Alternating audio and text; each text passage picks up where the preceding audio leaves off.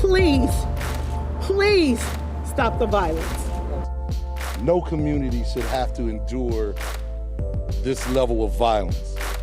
2020 is a year that we will never forget. From WLWT, this is Let's Talk Cincy, presented by Western and Southern Financial Group. Put our financial strength behind you. Hello, everyone. I'm Curtis Fuller. The well-known educator and activist Marian Wright Edelman once said, "If you don't like the way the world is, change it. You have an obligation to change it one step at a time." You know, that statement could be the motivation and inner voice that drives so many people to stand up and speak out about crime. Cincinnati is now confronting a harsh reality of homicides, now nearly 40% over last year. Today, let's listen to the voices in our community saying enough is enough. 2020 is a year that we will never forget. A year marked by violence in Cincinnati, homicides already nearing last year's total of 73.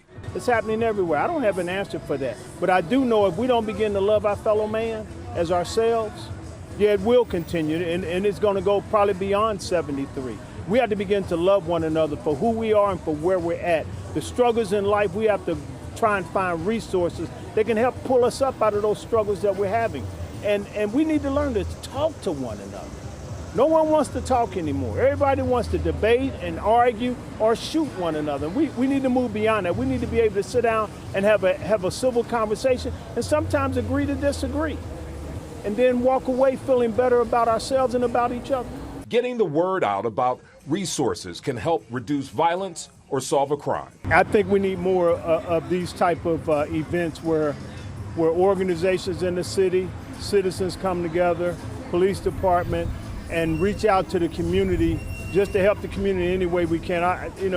With poverty and crime and COVID, there's an enormous amount of need, and there's only so much one individual organization or one individual can do.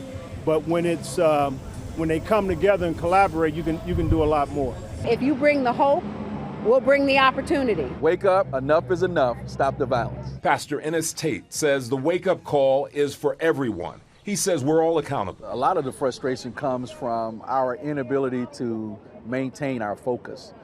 One incident should not knock us off of our course to really work hard to reduce the violence.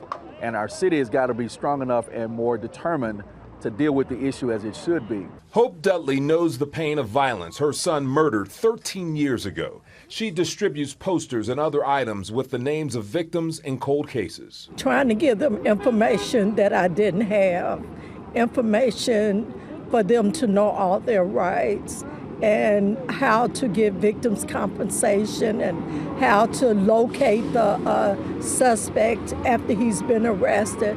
Trying to give families information that was never out there when I lost my son. Well, police have had their hands full and are now working to neutralize the spike in shootings and homicides. Reporter Jatera McGee has the police strategies to level the field. Right now, District 1 is kind of our epicenter, the West End and OTR. Cincinnati Assistant Police Chief Paul Newdigate on how the department is shifting focus in the midst of a year riddled with bullets and following a violent wake-up call mid-August. It was shocking. We don't normally have 19 people shot within about a 24-hour period. That is not Cincinnati.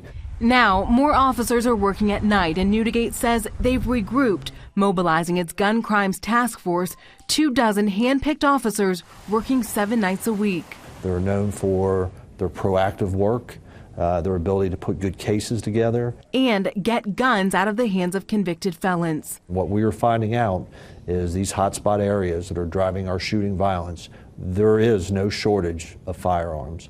For the last few years, Newdigate says violence was trending down. 2018 was the best year in 12 years. But this year, undoing some progress and a new disturbing trend, more women being shot or killed. Police data shows there were 9 female homicide victims last year. There have already been 14 in 2020, with 4 months to go. Newdigate says more than 80% of the time, no one's calling 911. ShotSpotter is the only reason police know someone's been shot. So I would say right now, ShotSpotter is probably saving lives. He knows people are scared to speak up, but says they need help in the courts and in the streets. Like we all say and we all know, many of these are societal conditions that are larger than just the police department. COVID, and I hate to keep bringing up COVID as a contributing factor, but when there's nowhere else to go at 10 o'clock at night, people are going to find a way to socialize. And it has now become the streets, it's now become Airbnbs, and unfortunately, Grant Park is a problematic area for us because it is a crime attractor, and for whatever reason, when people congregate down there, bad things do seem to happen. So we've added additional lighting, and that's a temporary measure. Because we know what, during the day, it's a nice place to be. At night, that demeanor changes, and it's very troubling for us. We had implemented our gun crimes task force in May after the initial COVID spike to address the increase in shooting violence. We were starting to stabilize and make some substantial progress and get back to the median average when our disturbance and then subsequent riots hit. And since then, we have struggled to retain our ability to address gun violence. So the chief has given the blessing to reinstitute the gun crimes task force. They are telling me that they are out there doing plainclothes surveillance, and it is not taking long to see people brandishing guns, showing them off, clearly armed. And these individuals, many of them we know are repeat felons. So we're starting to get back out there, starting to do it very cautiously because of the environment, but we are committed to bringing down the shooting violence in the city. We have a gang unit that does this work every day. Each district has a violent crime squad. So we already have people committed to this task, but they need to be augmented. They need to, additional personnel to assist them. But what we have to remember is when we pull those 25 personnel from districts and other units, then the community has to understand that, if you're in a car wreck, because I've got 2 less people running that shift in District 3, we may not get there for a while. It may increase response time, and so it is a balance between providing good customer service and responding to 911 calls in a prompt and proper fashion and pooling resources to address gun violence. And the community has an expectation that we do both very well, and so it is a struggle to manage our personnel, and we have to look at it on a daily basis. Fortunately, we're used to thriving at a very frantic pace, so we wish it would slow down, but rest assured we're doing well. Up next, your neighbors and their plan to reduce gun violence when Let's Talk Cincy returns. Some citizens say the city needs a gun violence reduction plan now more than ever. The group Neighborhoods United has been working on a plan for more than a year, and some folks, their families, have been impacted by the cycle of violence directly. The gun violence must stop. I plead with you as a mother, as an educator, as a daughter, because I don't think you really understand the impact that it has on families. In 2018, Dion Partee Johnson's teenage son, Greg, a football player for Purcell Marion High School, was shot and killed. My life changed that day. My family's life changed that day. There's an excruciating pain that will never, ever, ever go away. Time does not heal that void. Johnson joined other citizens on the steps of City Hall to issue a call to action and to declare gun violence a public emergency. In one weekend, 18 people were shot in the black community. 4 of them died. Where's the business community? Where are the city hall officials? Why didn't we shut down the city? More people died and got shot in one day, in one evening in our city, and it didn't do enough to prompt our city to raise an emergency flag and said enough is enough. The pain that this mother talked about, nobody hears her cry. Not in Cincinnati. If we have to work this hard to get our city's attention about something that is killing our young black boys and girls in this city, shame on our city. The group Neighborhoods United put together a proposal calling for restored funding of youth programs and more community outreach advocates on the street. 2 14-year-olds were tragically murdered within days of each other, and Neighborhoods United swelled in size to over 100 citizens, demanding that we do something to end this senseless violence. We heard from pastors and parents, police officers and parolees, community activists, firefighters, day laborers. We heard from the unemployed. We heard from employers. In short, a complete cross-section of the city. We have a gun violence crisis in our city. We have a crisis when we fail to see how every murder reflects our values in this world that we have created. We invest in buildings and great buildings, but what's really going to end gun violence is investing in people's lives. I humbly come to you on behalf of my son, my family, those that are up here that have lost their family to gun violence, to please stop the violence. I want to ask, how many more? How many more lives need to be taken in order for our city to declare gun violence a public health crisis? Next, the call for more resources to fight crime by city leaders when Let's Talk Cincy continues. Now we hear from Cincinnati's mayor and police chief calling for partnerships and resources to address this spike in crime. John London tells us about the initiative on the table.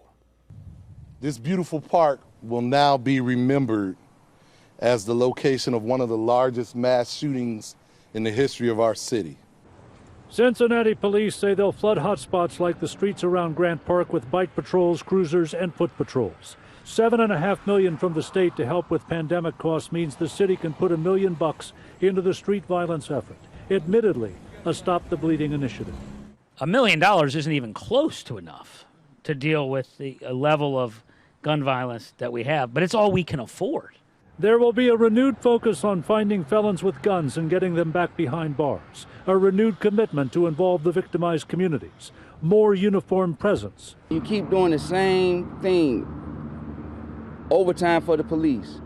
More equipment for the police. It's bigger than that. We're told it goes to the heart of making sure the right people are running the programs. People who are fully connected to the streets where the shell casings are collected. We got to get on the same page.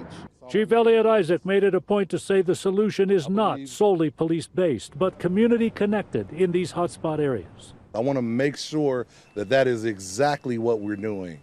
In a year that's on pace for record shootings and homicides, residents tell us police are needed. I have a grandson being born right now as we speak, and in my mind, what is he coming into? These are difficult times we're living in this country right now. And the levels of gun violence we're seeing across the country and here are unacceptable. It is our intent, with all the resources that we have to bear, that we will arrest and charge this small group of people who inflict violence on our neighborhoods.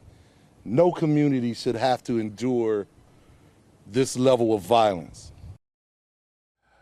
Well, there are several people who have made it their mission to stand on the front line and speak out against violence. One person is Reverend Peterson Mingo. His passion is born out of his own pain.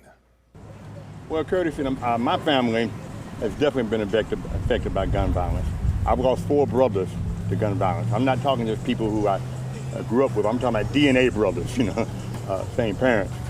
And I know how it affects families.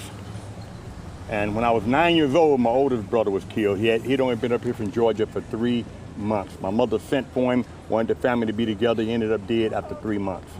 Nobody ministered to my mother. They had the funeral. I was 9 years old. I don't remember anybody coming to the house to talk to her about her loss. No counseling or whatever. My birth mother passed away when she was 47 years old. She actually grieved herself to death. Okay? And so I'm out here because if I don't come, one night the phone rang. Okay? And I looked over at it checked the message, said shooting, Avondale, Reading Road. Gave an address down in the 4400 block. I started to lay back down, and I could almost hear my mother screaming. And so I got up, because I remember the scream that she let out on July the 20th, 1958, when she got the news of my oldest brother being killed. And so since then, if I don't want to hear her screaming, I get up and I go, because I know there's some parent out there going through what she went through. There's some brother out there going through what I went through. There's some kid out there going through what I went through. And that everybody has loved ones, no matter who they are, no matter what they've done, there's always somebody in their life that cares for them. And somebody needs to be there for them to help walk them through this maze of trouble that they're in, to help them go maneuver through the system. A lot of these kids don't even have insurance. And so now you've got a family that has to find a way to bury their loved one. If basically he doesn't have a felony record, then Ohio Victims of Crime would basically foot the whole bill for the funeral. But so many of them, they can't go that way because they've had this in their past, that in their past, or whatever. So we try to find a way for these families to bury their loved ones with dignity. And it's all about, a calling. And sometimes you call to work, and sometimes the work calls you. And so I'm in this because, hey, this is what I have to do. Next, a story of hope, even in the midst of gun violence.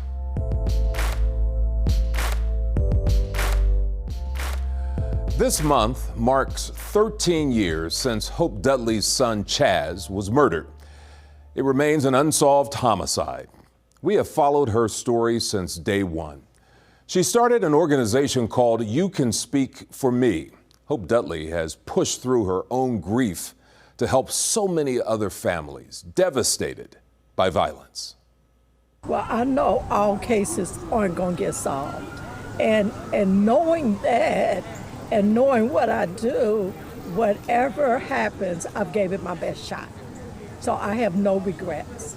With the shootings that's been in Avondale, we put the most recent flyers on there and say, hey, this one person that you know got shot in your community, but this are 3 pages of other people in this district that was shot. So it brings awareness to all the crime and all the homicides that's in this area. We have over 600 open unsolved homicides just in the city of Cincinnati. It's something that should be done about that. We need to come forward and speak out on what's going on.